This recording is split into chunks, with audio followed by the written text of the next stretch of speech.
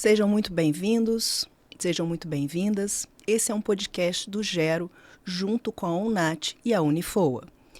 Hoje, junto comigo, professor Ivanete, professor Otávio e professor José Roberto.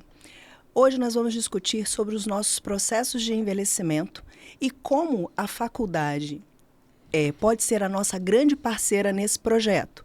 E também como a UNAT pode fazer essa busca e essa ponte muito importante entre o mundo acadêmico e os nossos pacientes. Começando com o professor Ivanete, muito boa noite. Gostaria de saber da senhora quais são os nossos planos para o futuro em relação à Unifoa e o nosso processo de envelhecimento. Boa noite a todos e todas que estão agora na audiência. Uma das questões que a gente tem discutido bastante dentro do Unifoa e dentro dos novos currículos é a formação dos nossos estudantes, até mesmo para que eles possam atuar frente às demandas que vêm com a questão do envelhecimento populacional na sociedade. Então, todos os nossos cursos, eles precisam isso, tem até legislação também que torna isso obrigatório, ter uma pauta de discussão, ter conteúdos que abordem a questão tanto da geriatria quanto da gerontologia de uma forma muito mais integrada, né? Temos também outros projetos, como os projetos integrados, que trata da curricularização da extensão, que os estudantes vão à comunidade para poder discutir as questões de envelhecimento. Então, na verdade, também, né, eu acho que é um papel nosso não só pensar no profissional frente à população idosa, mas é ele também pensar no seu próprio processo de envelhecimento, com práticas de autocuidado e por aí afora. Então, é uma preocupação constante nossa isso, doutora Andréia. Uma coisa que a gente sempre bate na tecla, né, Zé? É o quanto a prevenção faz diferença no currículo médico, né? Porque é ela que realmente, em termos sociais, em termos de políticas públicas, faz mais diferença do que a gente ser apenas um passador de medicação. Já há essa preocupação do ambiente acadêmico e do ambiente da UNAT em trabalhar fortemente a prevenção? Sim, a própria UNAT é uma prática de prevenção. Não, os idosos que estão nela ou que estão cadastrados na UNAT já é exatamente para prevenir determinadas coisas que eu acredito que muitas vezes isso não avança para algumas doenças ou alguns problemas até mesmo relacionados à saúde mental e tudo mais. Então, a UNAT eu já considero como um espaço de educação, de prevenção e até mesmo de proteção a toda essa população. Ao mesmo tempo em que o Unifoa também tem essa preocupação. Então, para a gente atuar na prevenção, eu acho que é o grande gancho mesmo da formação. E o senhor? O que o senhor acha, ou qual é, né, a função primordial da UNAT nesse momento, nesse contexto do ecossistema da Unifoa, já que agora a gente também tem um hospital-escola, que é uma coisa muito importante, nós já temos os ambulatórios e agora fechando, né, com chave de ouro aí agora com a UNAT. Bom, primeiramente cabe esclarecer, para quem não conhece, que a UNAT é a Universidade Aberta à Transformação Intergeracional, também conhecido como Universidade Aberta à Terceira Idade. Mas no nosso caso, nós, vamos dizer assim, demos um passo à frente e entendemos que tem que ser um processo intergeracional. A UNAT é um projeto de extensão que ele existe no mundo todo, né? E aqui no estado do Rio, nós temos a UNAT aqui no Unifoa e na UERJ, que são as duas UNATs que ainda existem, né, no nosso estado. Então, a UNAT ela vem trazendo para a comunidade acadêmica e para a comunidade externa a possibilidade de atividades físicas, atividades culturais, né, de entretenimento, de relacionamento humano. Então, a gente vê assim, muitas possibilidades de crescimento desse programa junto à comunidade acadêmica com as suas especificidades que cada curso tem, né? Por exemplo, hoje nós já temos o curso de enfermagem, já trabalhando com os idosos que já estão frequentando o Unifoa, trabalhando com saúde mental. Então, esse é um exemplo, mas existem várias outras ações que podem ser desenvolvidas pelo curso de medicina, né, pelo curso de nutrição, pelo curso de educação física, pelo curso de informática, né? Pelo curso de assistência social. Ciências contábeis, né? Ciências contábeis. Então, direito. Inclusive, falando em direito, nós temos já de imediato o que a gente está oferecendo. Educação financeira para a terceira idade. Né? Aí entra o pessoal da contabilidade. Direito da pessoa idosa, conhecimento que fortalece, transforma e fortalece. Já na educação física, ginga da vida, que é capoeira para a longevidade. E Lian Kong, que é uma ginástica terapêutica chinesa. Trouxe até aqui para quem não conhece, né, ver como é que ela funciona. Então, são essas atividades que nós vamos oferecer em formato de aula, né, às segundas e quartas-feiras, na parte da tarde das 14 às 17 horas, e outras atividades em paralelo que estarão ocorrendo à medida que os cursos de graduação forem agregando ao projeto, para que possa oferecer atividades em que o aluno, que é o acadêmico, possa fazer uma contribuição, possa fazer um atendimento a esse idoso dentro daquela profissão que ele escolheu, né, de atuar.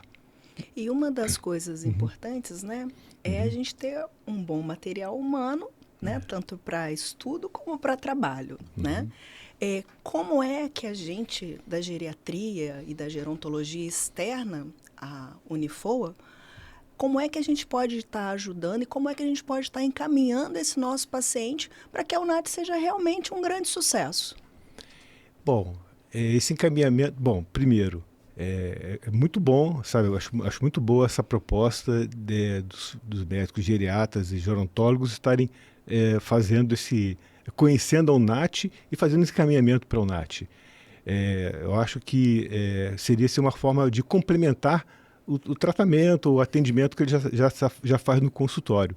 E esse encaminhamento pode ser feito nos horários de funcionamento da Secretaria da UNAT, que é segunda e quarta-feira à tarde, e terça e quinta de manhã. E a pessoa vindo, a gente oferece para ela aquelas atividades no horário que esteja de acordo com a possibilidade dela. E outras atividades, como eu já falei, que são paralelas, que são os projetos de cada curso, essas atividades elas serão oferecidas também se houver uma demanda, né? Uma demanda externa. Por exemplo, o médico ele encaminha, ele pergunta para ele pode vir a solicitar da FOA algum tipo de atendimento específico. Então nós vamos buscar junto ao curso de graduação se é possível fazer aquele atendimento. Se for, é montado o projeto e a gente dá continuidade no projeto. Exemplo, uma oficina de memória. Né? Olha, constatou-se que um número relativo de pessoas idosas está precisando exercitar a memória. Então solicita que a gente ofereça essa oficina. Então nós convidamos professores, acadêmicos, montamos o projeto e a gente passa a oferecer, e aí a gente comunica aos médicos que já estamos oferecendo essa atividade para os idosos. Me permite complementar? O professor Otávio já aproveitou, já esclareceu para a gente os horários da UNAT, mas também dizer que a gente tem a própria Pró-Reitoria de Extensão, né, que ela funciona de 8 horas da manhã até por volta das 18 horas, né, professor Otávio? Sim. E aí é só ligar para 3340-8400 e pedir para falar com a Pró-Reitoria de Extensão, que eles também fazem esse processo. Agora, uma das questões, quando o professor Otávio traz essa questão da demanda, eu acho isso muito interessante para a gente, porque hoje nós já fazemos todo um atendimento solicitado por uma entidade de Volta Redonda de inclusão digital para idosos, que é algo preciosíssimo, né? Porque a gente vê, se a gente fala de questões intergeracionais, hoje os nossos netos, os nossos filhos, eles sabem usar o celular como ninguém. E muitas vezes, na nossa casa, a gente pede, até recorre ao auxílio, e às vezes, né, eles não têm tanta paciência assim, para poder estar ensinando. Então, eu acredito que hoje, essa proposta da inclusão digital, que já foi demandado para a nossa instituição e que está sendo feita externa, se vier alguma demanda de qualquer entidade, a gente consegue também responder. Tivemos há pouco tempo também, né, acho que o Otávio lembra, de uma entidade em que a gente trabalha uma proposta feita de hidroginástica, inclusive na piscina aquecida. né? Correto, Com verdade. um grupo de mulheres, um grupo de idosas que veio de uma entidade também para gente. Então, essas atividades já são feitas no nosso dia a dia. Vem a demanda, a gente estrutura, vê para quem, né? Para qual área que ela vai atender, que vai atendê-la melhor, e a gente encaminha, e junto com os estudantes, junto com professores capacitados, né, profissionais que estão também à frente desse processo, que pode servir como preceptores, supervisores, porque o estudante ele nunca está sozinho, então sempre tem os nossos professores junto, e aí nós conseguimos atender a essas demandas pontuais também que venham. Isso é muito interessante, principalmente para a gente, né, Zé?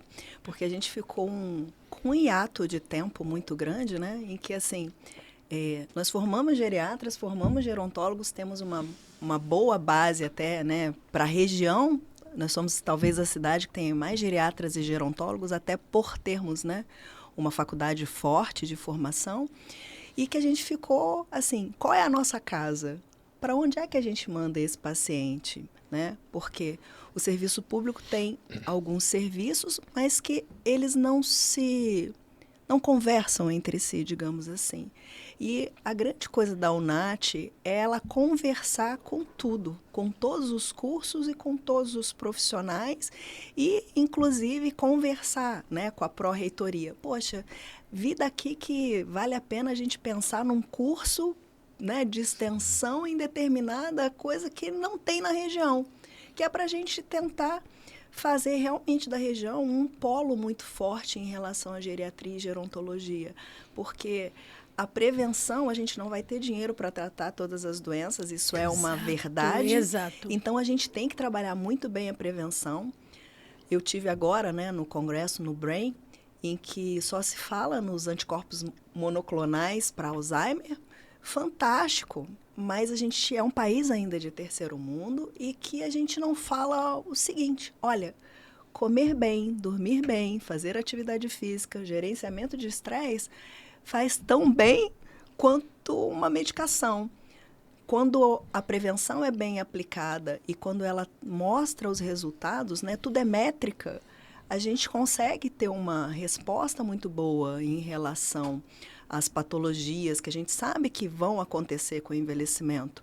Imagina, né, os nossos 5 grandes Is da geriatria sendo trabalhados, né, assim que o paciente começa lá, né, principalmente a mulher, na pré-menopausa, na menopausa, a gente fazer um trabalho preventivo bem antes, fazer o trabalho inclusive com as crianças, né, em relação a fazer com que a atividade física não fique só mais uma matéria no currículo, que ela faça algo como uma rotina, né? Isso. É interessante dos IS, porque você colocou muito bem, é a insuficiência de comunicação. Nós não comunicamos presencialmente mais, e sim, às vezes, a maioria das vezes, em cima do aparelho, né? Então, isso gera um I preocupante, além da insuficiência cognitiva, além da estabilidade postural, além da imobilidade, da iatrogenia, da incontinência, mas de ter esse espaço para poder compensar, porque a geração já nasce digitalizada, né?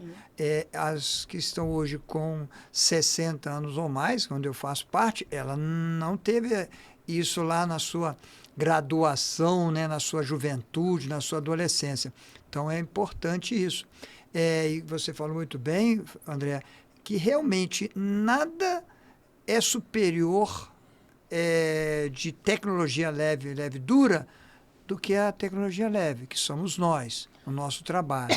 Então, nós temos o curso de nutrição, uma alimentação saudável, pode ensinar a preparar os alimentos e, melhor ainda, até não desperdiçar os alimentos, né? A gente guarda as cascas. Aproveitamento integral, né? Isso. Já é uma prática. Isso, né? Exatamente, né? Isso. Aí nós temos a parte do meio ambiente, arquitetura, nós temos de design, de marketing, tudo isso pode ajudar esse processo de envelhecimento. E ele é contínuo.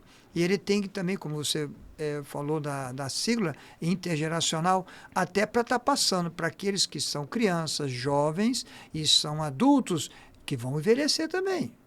Então, como podemos envelhecer o melhor possível? Como podemos compensar as os quadros degenerativos inevitáveis, inexoráveis, mas você pode minimizar. Você vai ter perda óssea, você vai ter perda de massa muscular, perda de massa cognitiva, mas você pode compensar de forma que essa perda não interfira numa coisa que é fundamental para a gente, a autonomia e independência, a capacidade funcional. Não depender de uma outra pessoa para dar continuidade na vida, que aí já é um capítulo totalmente diferente, né? Onde você perde todos os prazeres que a vida proporciona para a gente. Então, acho que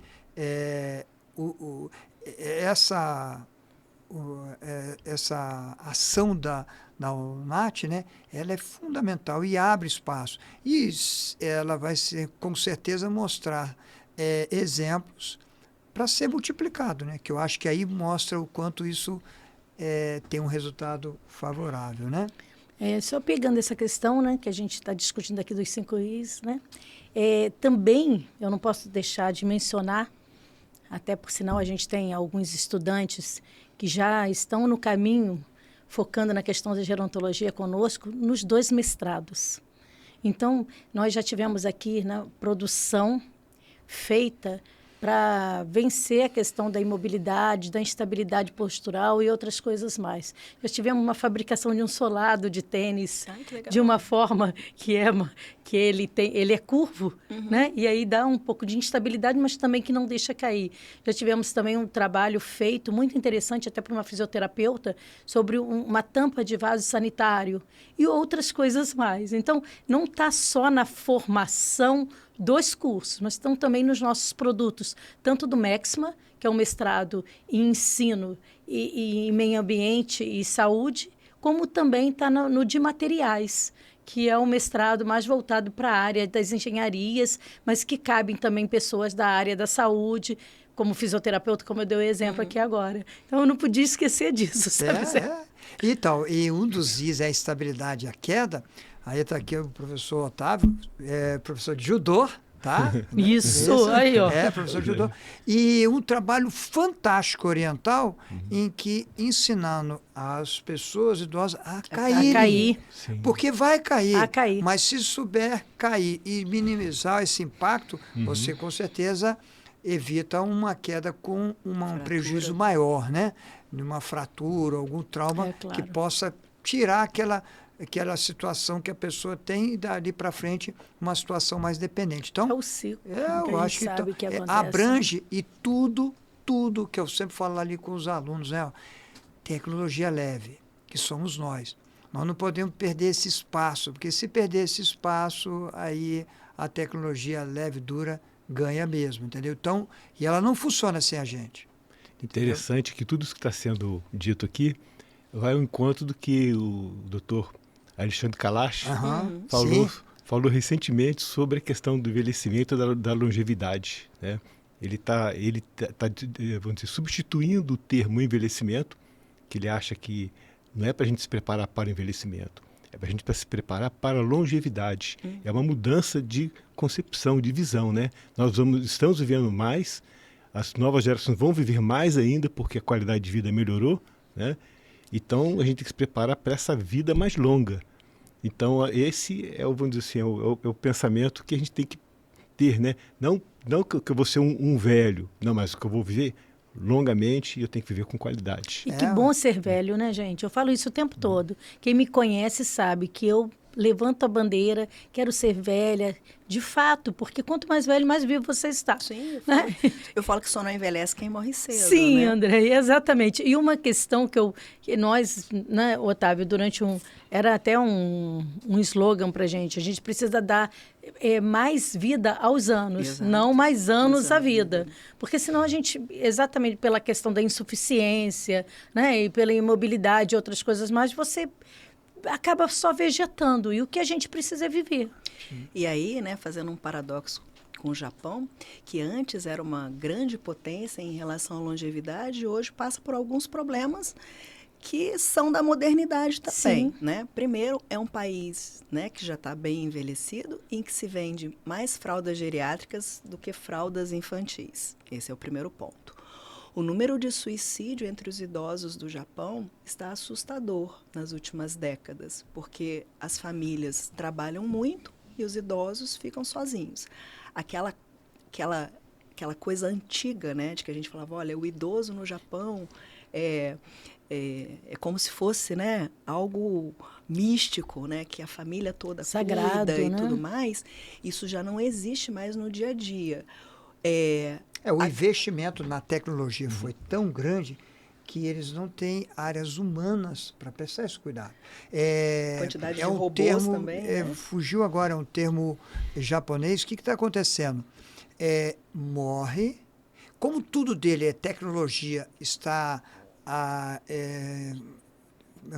o termo que usa, você está no banco, né? Fugiu agora a palavra, né? Mas que está em débito automático, então tudo dele é pago automaticamente. O que acontece? Morre só quando acaba as reservas e aí vai alguém cobrar e identifica que está morto. Tá morto. Já está em decomposição há tempo. Há tempos. Ou seja, ao redor nem percebe isso. Outra coisa Entendeu? que tem acontecido lá é que o número de pequenos furtos tem aumentado muito entre os idosos para garantirem um lugar para morar, um lugar para comer e convivência no presídio. Né? Olha. Coisas que a gente não imaginaria, claro, né? A cadeia do Japão é muito diferente da nossa, de qualquer Sim. forma. Mas são coisas que a gente nunca imaginaria. Furtam para ficarem presos. Exatamente. E ter a atenção, tanto na questão do alimento, quanto na questão do alguém local para poder... cuidando que eles, né, não tinham em casa. Eu acho que isso também acaba fazendo com que a gente foque bastante no que tem hoje, né? Que é o centro-dia também, Sim. né? Sim. Essa intergeração é interessante.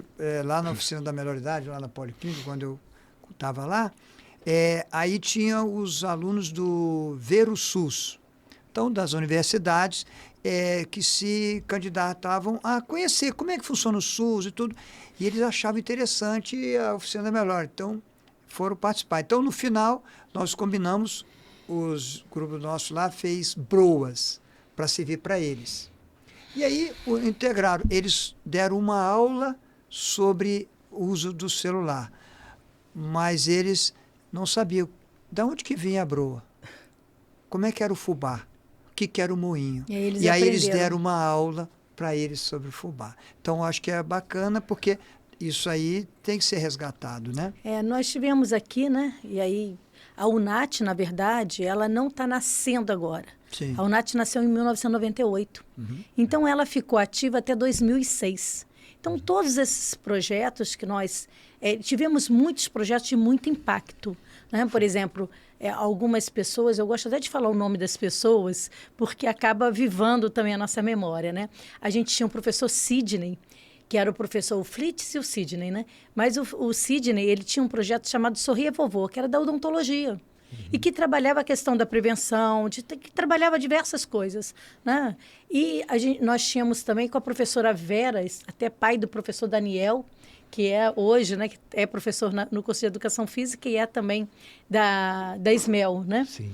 A professora Vera, ela trabalhava com eles todo o cálculo de aposentadoria, para ver se eles perderam dinheiro ou não ao se aposentar, todo um processo também de como se organizar financeiramente. Tínhamos também aulas de literatura, aulas de inglês, aulas de espanhol. Poxa. Então, a UNAT, ela trabalha também todo um processo de formação continuada com essas pessoas.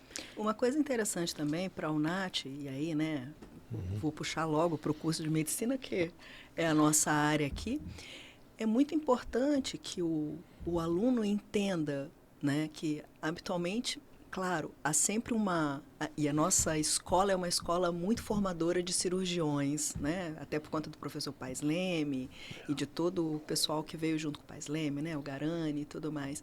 A gente foi uma escola muito cirúrgica, né? Durante muito tempo. A gente formou grandes cirurgiões, nós temos grandes cirurgiões até por conta disso.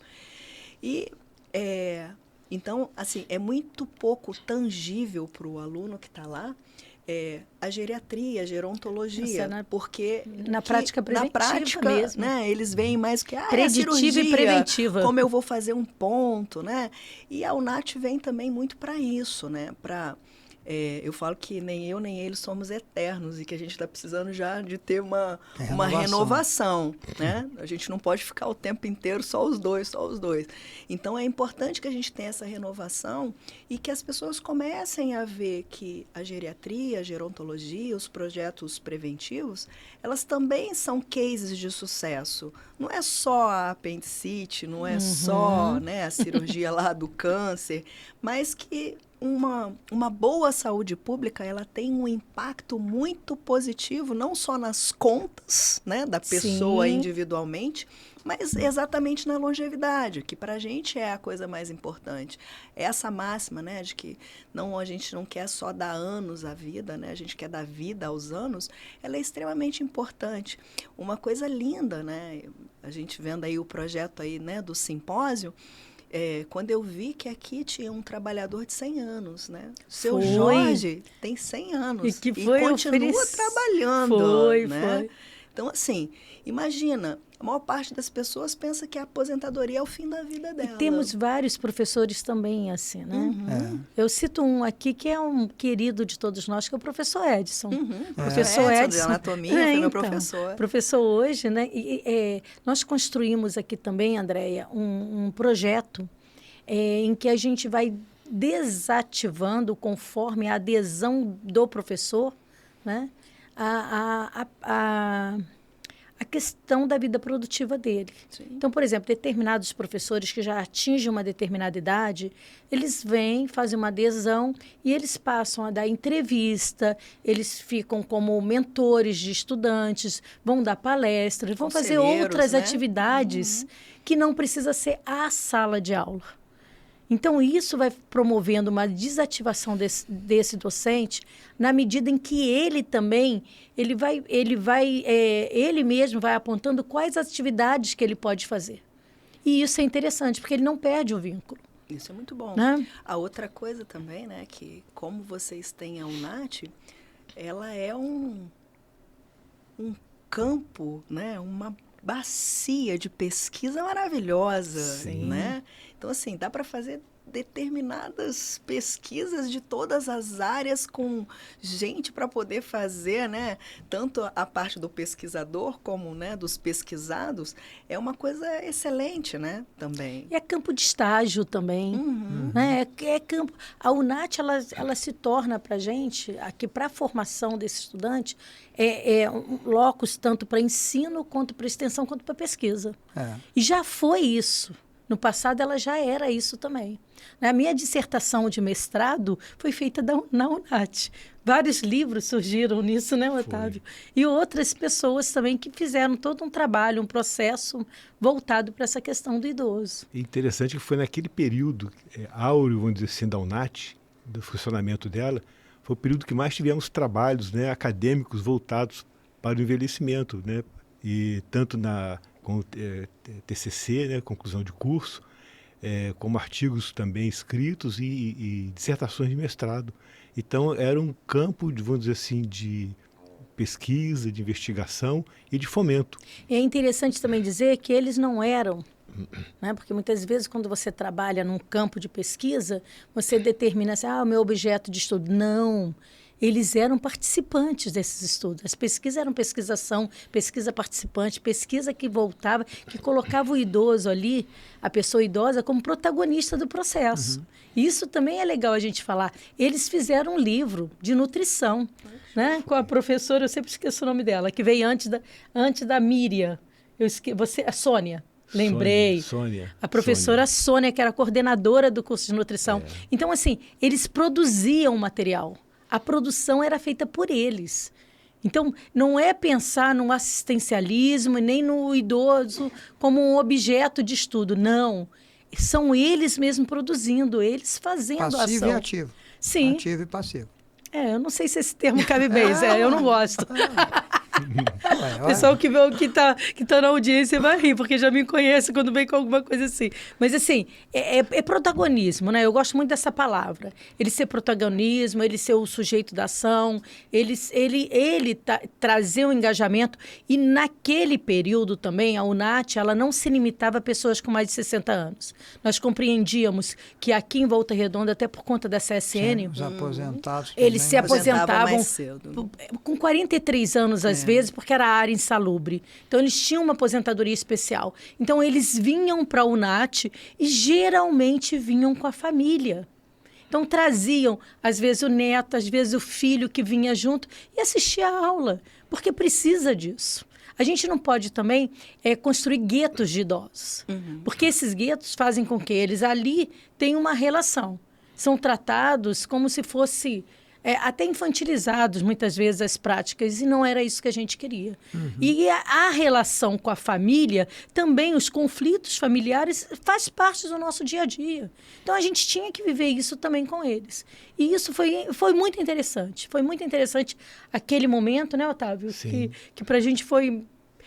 que trouxe muitas práticas e que eu encontro até hoje com ex-alunos nossos da UNAT, né? Vale mencionar aqui o seu Petrúcio.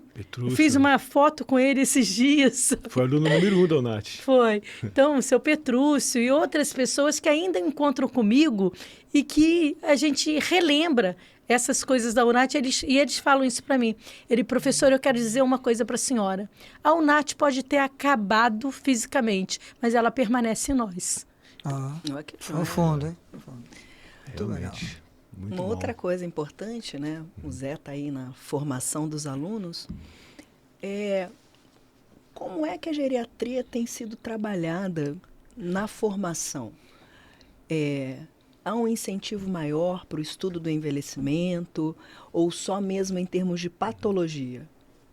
Não, temos as ligas, né, que elas tentam desenvolver, até em cima dessa intergeração, um trabalho bacana na IRPI Dom Bosco, junto com a Escola Municipal Franklin, o maestro Franklin, né? E que eles fizeram um trabalho. As crianças, o professor que tinha lá fez um coral com os alunos e os alunos foram apresentar para as pessoas idosas. E eles foram cantando música que era de conhecimento deles. E numa instituição, nem todos que estão ali estão comprometidos cognitivamente. E interagiram e participaram bastante. Então, acho que aí não foi em cima de patologia, foi em cima de promoção, né? Mas legal. Hoje você trabalha dos dois lados, né? Nós vamos ter pessoas acometidas de doenças intratáveis e que precisam ainda ser continuado. Você não tem o que fazer pela doença, mas tem muito a fazer pela pessoa. Então, há o trabalho dos cuidados paliativos. Mas existe também a promoção, a segurança do paciente, a estimulação cognitiva do paciente, a proteção, a prevenção contra a queda. Então, de uma certa forma, está tentando ainda preservar a capacidade funcional do paciente, da pessoa idosa, melhor dizendo. Então, acho que tem assim, mas realmente o curso de medicina é muito voltado ainda muito mais para a questão do adoecimento, né? A matriz ela é diferente, ela tem a extensão hoje como parte da matriz curricular, então isso facilita. Então, nós temos os AICs, né, que é em cima da extensão curricular, que tem trabalhos fantásticos sendo desenvolvidos em relação à promoção e a saúde mais dita do que menos doença. Então, vamos falar as siglas aqui, né? AIC são atividades integradas à comunidade. Tá certo. Né? E só complementando o que o Zé está trazendo para a gente, eu penso muito numa questão, Andréia. A gente não pode esquecer da família. Nunca. Porque quando a gente fala do idoso ou da pessoa idosa, né, ele tem uma família. E essa família? A família também está compreendendo que ele está envelhecendo? De que forma são trabalhados os cuidados? Será que esses familiares, eles sabem também práticas, por exemplo, quando você está falando de cuidados paliativos, será que eles sabem práticas de cuidadores? Né? É muito interessante que a gente tem, porque as famílias hoje, um cuidador de idoso, né, ele ele ganha um valor bastante significativo. Nem todas as famílias conseguem pagar isso. Então, de que forma que a gente fica com as famílias? E todas as famílias têm um idoso, tem uma pessoa idosa dentro, lá que está na relação com eles. De que forma que isso é trabalhado? Como que é? Às vezes eu discuto muito isso com os meus estudantes. Não, porque minha avó... Eu falo, peraí, para pensar. É muito mais fácil, às vezes, você compreender esse processo, que ela envelheceu, que a cultura dela era de uma forma, era de outra, do que pensar que você consegue mudar alguém que já está nessa idade.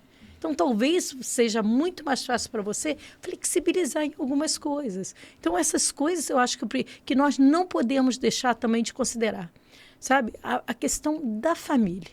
E tem, dentro disso, é mais um I, que é a insuficiência familiar. Verdade. Eram de 8, 12, 13, caiu para 4, e hoje tem família que não querem ter filhos. Então, muitos ainda teremos essa questão que é um capítulo grande, porque a demanda todinha para esses cuidados é para a família. A família que fica responsável por isso. Pode liberar uma cama, pode liberar uma cadeira, um atendimento domiciliar, mas quem fica às 24 horas é a família, porque nem toda família, como você falou agora há pouco, se for colocar cuidador, é em torno de, pagando e com carteira vai ficar em torno de R$11 mil por mês, pagando, porque não são só 4, que vai ter que ter um para fazer o rodízio, né? Então, é a família. E a família... por que ela é insuficiente? Ela pode até ter vários membros. Mora na Austrália, mora nos Estados Unidos. Todos já têm também uma família, fora, é verdade. Entendeu? E a outra coisa também é que a gente tem que lembrar que a gente também vive num país empobrecido, que em muitos dos casos a aposentadoria do idoso é que é o responsável pela manutenção daquele lar. Sustenta tudo. Né? Então, assim, é o filho morando na mesa. E a perda salarial também é mais uma realidade, né? Aí a insuficiência, outra insuficiência econômica. Né? E aí tem a cognitiva, tem um monte de questões que passam por aí, né? E esse é um mote importante, né? Que a gente... tem que ser bem amplo, como um todo, né? Por isso é importante a gente ter todas as áreas conversando, exatamente porque não é uma coisa simples. Eu vou entrar aqui e acabou. É muito mais complexo. É muito mais complexo. Né? A gente tem todas as questões de direito também, né? De sucessão patrimonial. Né? Nós temos também todas as questões de cognição, né?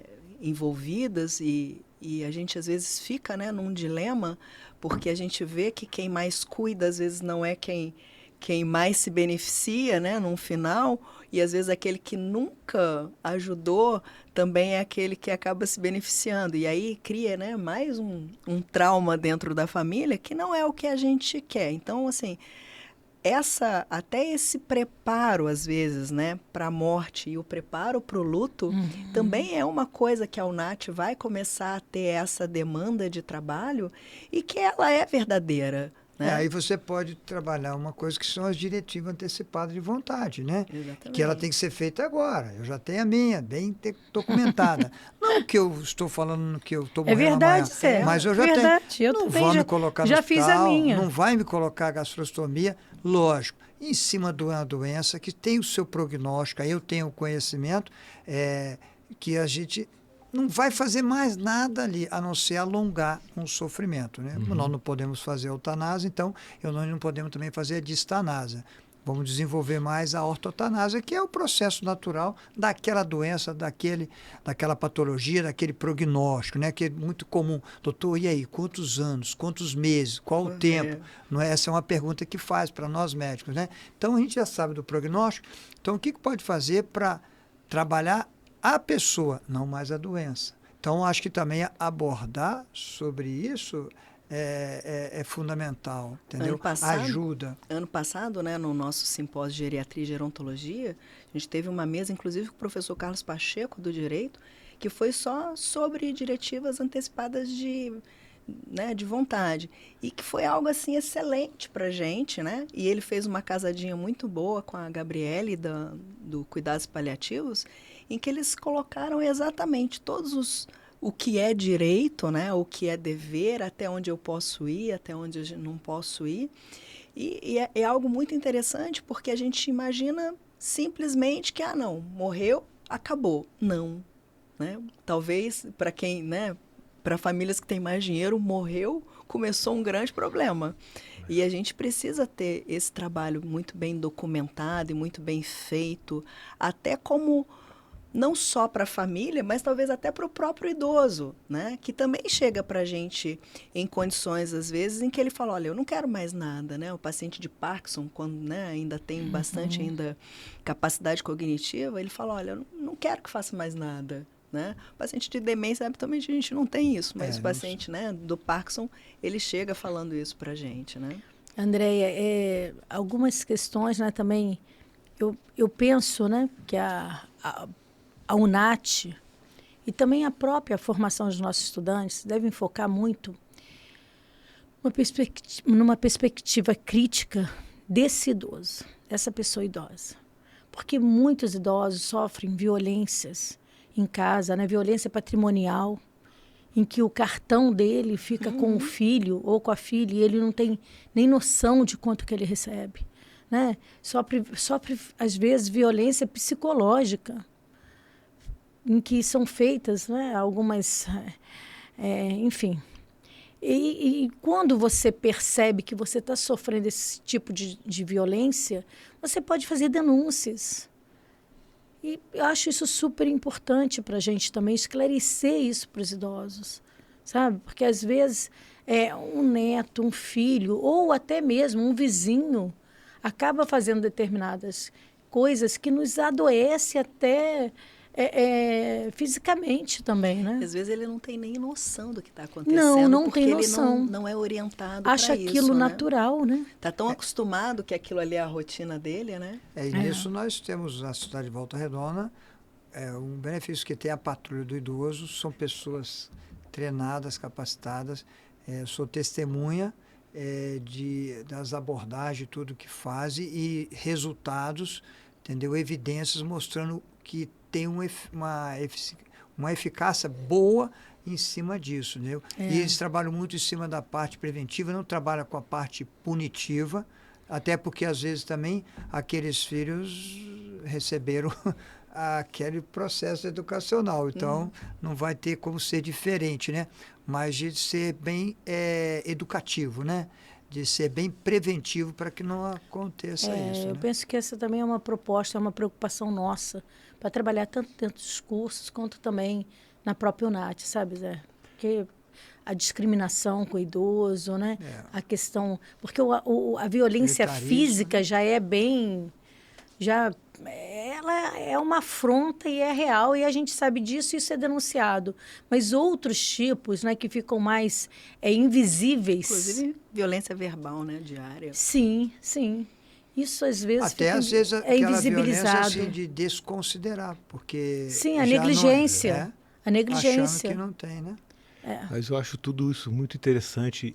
Inclusive, quem estiver ouvindo a gente no podcast, e a gente espera que a comunidade acadêmica esteja, né, ligada, ouvindo e acompanhando, porque a nossa função aqui na universidade é preparar esses alunos, né, formados para a vida, né, preparados para não só para o próprio envelhecimento, mas para compreender o envelhecimento dos seus familiares, entender o que se passa.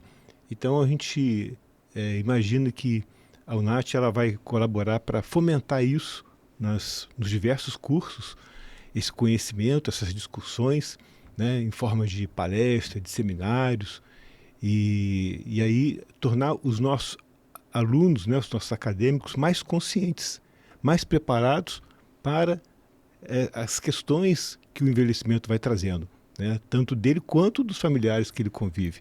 Então, acho assim que durante importante. a formação, eles vão estar ali convivendo, experimentando, né? Vivenciando essas pessoas e o quanto que é importante as ações de cada um, na nutrição, na educação física, na odontologia, na medicina, entendeu? As ciências contábeis, serviço social, informática, serviço social, os mestrados entendeu? E assim por diante. Agora, gente, só eu olhei a hora aqui agora, né?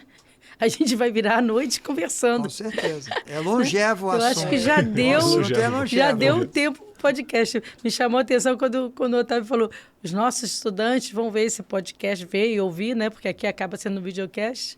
E aí eu falei, Videocast, de quanto legal. tempo temos aqui já, né? Uma coisa, assim, né, que você falou sobre o que vocês têm feito com os professores de mais idade, fica um pinguinho aí, né?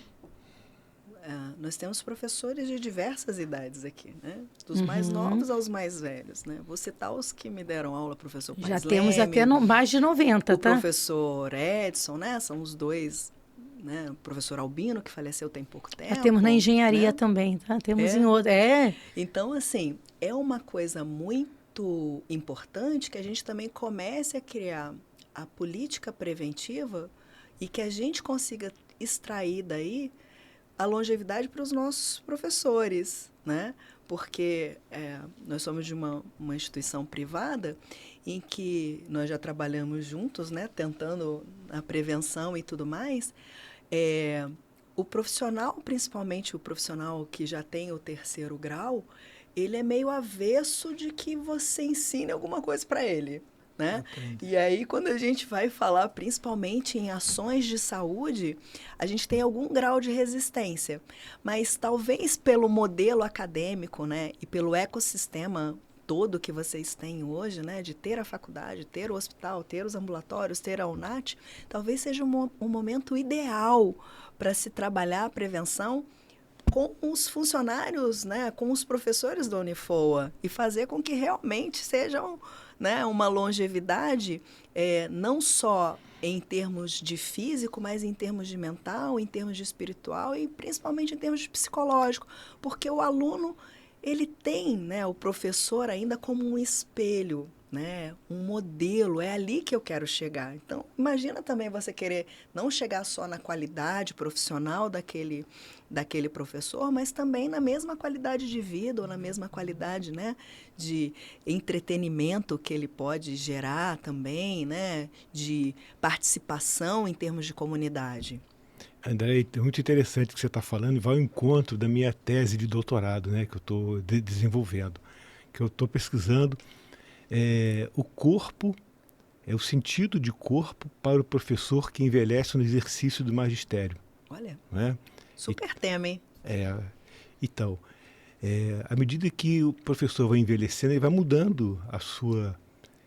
talvez ele mude a sua prática docente, talvez ele tenha dificuldade de acompanhar alguns recursos tecnológicos que já foram colocados, né, que são recentes.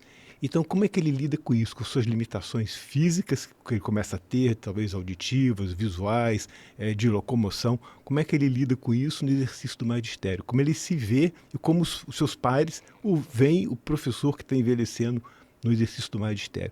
E com tudo isso para poder a gente estabelecer talvez uma política, né, institucional, como a professora Ivanete já falou que temos, né, mas esclarecendo esses pontos e até, vamos dizer assim, atendendo com mais profundidade alguns aspectos desse momento que o professor está ali no exercício do magistério, né, com uma mudança de corpo. Né? Pra caramba. Profundo. E a gente também esclarecer, né, Otávio, que aqui nós temos algumas práticas voltadas também para essa questão espiritual. Né? A gente sabe que hoje a saúde, ela também abraça esse lado. Então, nós já temos projetos feitos, tem até um que é um destaque para a gente, que é desenvolvido pelo professor Walter, com a professora, com a Marcelene, né? Que é o OLUS, o projeto OLUS, e outros projetos também. E nós temos internamente um local chamado Saúde Integral, que trabalha com protocolos de suicídio, de depressão e assim por diante.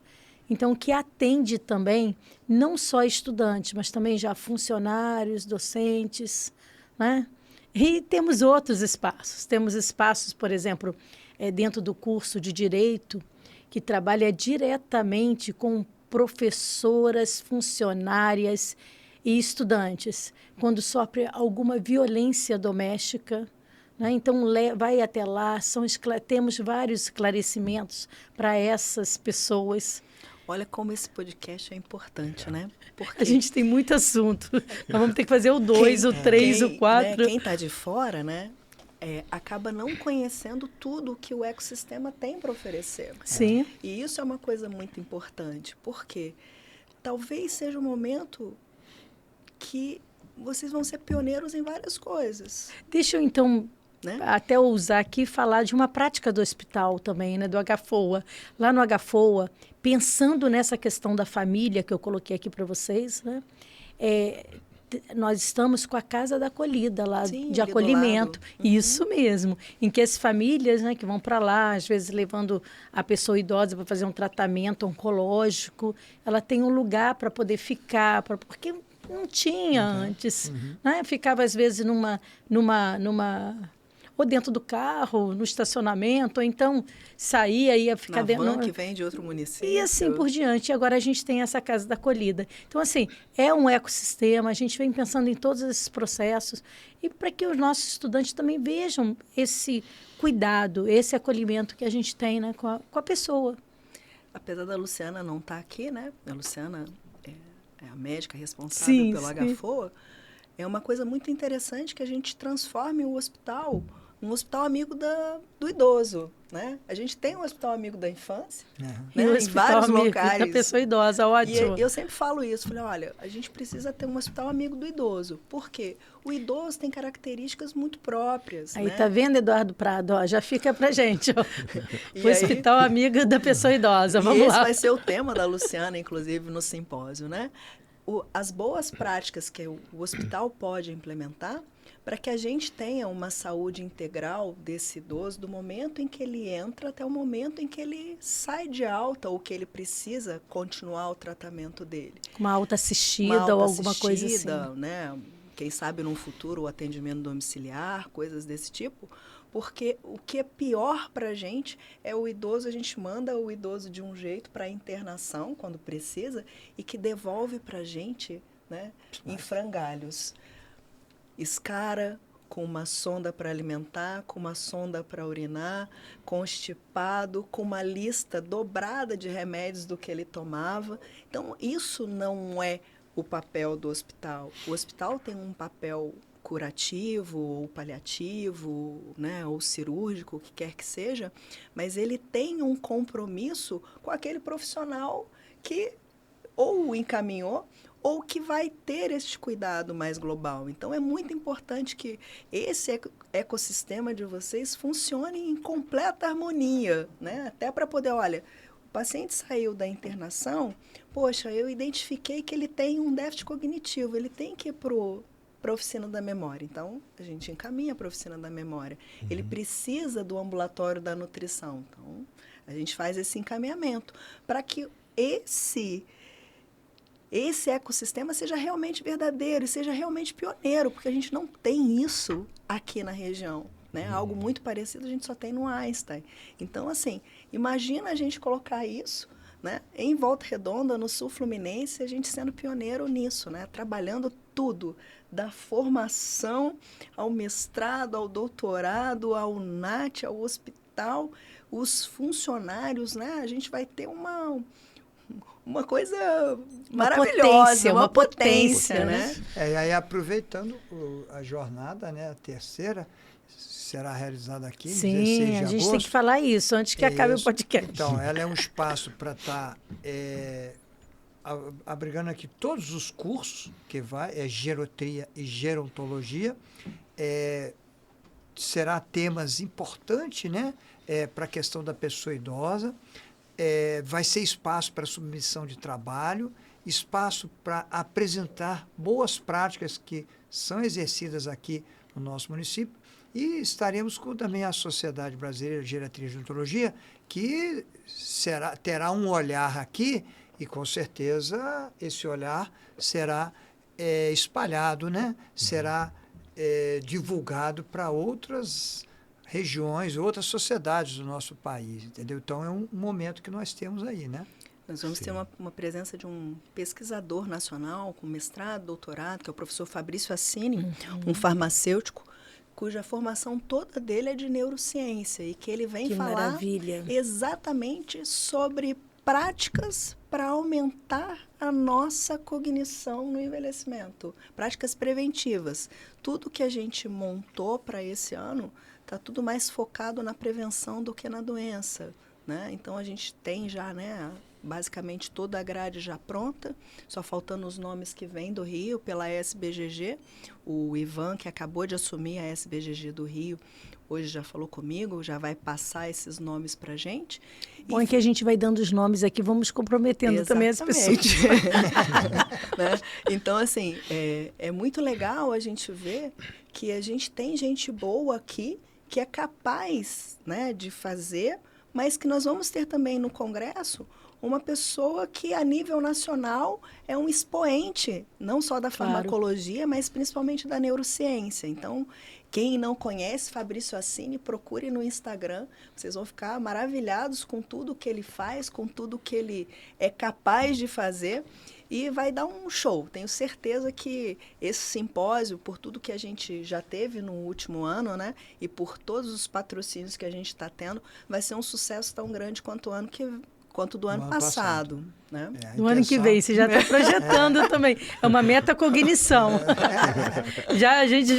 Nós sabemos ler o futuro também. Vai ser tão bom que já para o ano que vem já vai ter uma potência. E aí a gente Zé, você não vai beber só água? Bom. A gente precisa muito dos alunos, não só por conta dos trabalhos, né? Porque, assim, o trabalho mostra o engajamento do aluno, mas a gente precisa muito que todos os cursos estejam integrados, porque, né, vou dar um exemplo. O professor Carlos Pacheco falou ano passado, vai falar esse ano, porque até, né, foi o pessoal do direito que acabou escolhendo. Mas eu vivo dizendo isso, né? A gente precisa de renovação. Né? Precisamos circular. Né? Pode ser os mesmos. Eu sempre falo isso, porque aí você propaga e divulga. A Karim, por exemplo, da assistência social, esse ano ela falou assim, olha, eu vou pedir para uma outra professora fazer a palestra.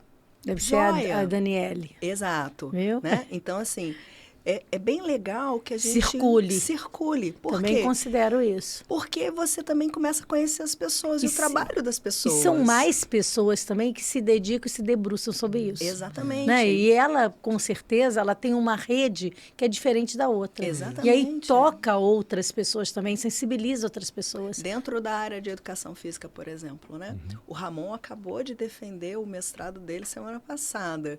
E ele, né? Você que estava na banca, inclusive, né? Ele qualificou. Foi a qualificação. Ele vai falar, né, exatamente sobre por que o profissional da educação física tem que ter uma formação específica. Por que é importante ele aprender a acolher? Porque não é um grupo que está chegando lá porque eu quero ficar marombado, que eu quero ficar no shape. Ele tem outras preocupações quando ele vai para uma academia, inclusive a de ser acolhido. E às vezes tem também essa preocupação, não de ficar marombado e ficar no shape. Dentro das áreas aqui, realmente divulga, já falei várias vezes aqui para o Otávio, saúde. As outras todas trabalham com doença. A educação física não trabalha com doença. Se o paciente chegar com alguma lesão, fisioterapia. Isso. Não é educação física. Então, ele trabalha com a saúde. Então, apesar de que isso tem mudado bastante. Bastante. Né? A fisioterapia também. O Denilson também trabalha, né? Professor de educação física que trabalha com reabilitação cognitiva, né? Sim. Que ele vive falando a dupla tarefa. Então, é uma coisa. Mas aí eu já fojo um pouquinho, porque aí entra uma especialização da neurociência, da estimulação. Mas eu estou dizendo o educador físico... Por natureza, né? Por natureza. Ele é o promotor de saúde. Sim. A gente tem até que tirar esse estigma, né? Porque, assim, eles ficaram durante muitos anos, focados mais no físico, né? E, assim, eu particularmente faço um estúdio onde os educadores físicos, né? Os professores de educação física, eles também trabalham muito da reabilitação. Então, a educação física, né? A atividade física para o paciente parkinsoniano, para o paciente demenciado, para o paciente sarcopênico. Então, assim, aquele ali tem uma patologia e a gente vai trabalhar isso, né? Nas nossas próprias DCNs, né? Porque a minha formação e a do professor Otávio também é educação física. Lá diz que a gente tem que atuar na área da educação, na área da promoção, na área da proteção, na área da prevenção e da reabilitação em saúde. Então, são as 5 áreas que nós atuamos né? E com foco, inclusive com o próprio Conselho de Educação Física, ele tem toda uma legislação que nos permite atuar em todas essas áreas. É claro que o foco maior está dentro da educação, está dentro da promoção, né, da prevenção, porque nós não queremos que a pessoa precise da reabilitação. Mas, quando é necessário, lá também é a nossa área de atuação. Inclusive, hoje em dia, a gente sabe que vários hospitais já atuam também com o professor de educação física. Né? Na educação, se tiver uma boa escolaridade, uma boa educação, ele com certeza terá uma boa saúde. Sim. Terá um emprego melhor, saberá escolher melhor as coisas, né? E lá, quem está lá para ajudar na nossa formação? Professor de Educação Física. Isso mesmo. Não tem fisioterapeuta, não tem nutricionista. Não, por isso que eu perguntei hoje para você. E com essa visão integrada, holística. Não, e eu perguntei aqui, você está na academia? Sim. E aí o Zé disse que estava na academia. Então, aqui, eu acho que todos nós aqui, né, a gente hoje vê todas as profissões, né? A gente sabe da importância. E aí, a partir disso, todas as profissões também precisam saber da importância que é do conhecimento, que é a valorização que precisa dar a essa questão do envelhecimento. Eu brinco e falo muito com os meus estudantes. Se você não se preocupa hoje com uma pessoa idosa, se preocupe com você, porque hoje você já está mais velho do que ontem. Com e certeza. Eu chamo muita atenção deles para isso, sabe? Todas as áreas são importantes. Eu sempre conto a história do arco-íris, né, que o Leandro trouxe para mim quando eu era pequenininho, que as outras cores baniram o verde. Achava que o verde não precisava estar mais no arco-íris. O que aconteceu? Não apareceu o arco-íris. Aí eles porque todas dependem dele chamaram também, né? o verde de novo e o arco-íris. Então, todos nós somos importantes. Cada profissão, cada pessoa é importante ali, e isso cada um tem que reconhecer isso. E reconhecendo, com certeza, desenvolve um bom trabalho, né? Precisamos terminar. Vamos só falar um pouquinho sobre o simpósio, né? Isso. Então, é importante a gente lembrar que o simpósio desse ano, o 3º Simpósio de Geriatria e Gerontologia do Sul Fluminense, vai acontecer aqui no Unifoa, no dia 16 de agosto, uma grade excelente, multiprofissional. Lembrando também que a gente vai ter uma exposição e também a submissão de trabalhos, que é algo extremamente importante para a vida acadêmica da universidade e dos nossos alunos, e que eu tenho certeza absoluta que quem vier não vai se arrepender. Como é feita a inscrição?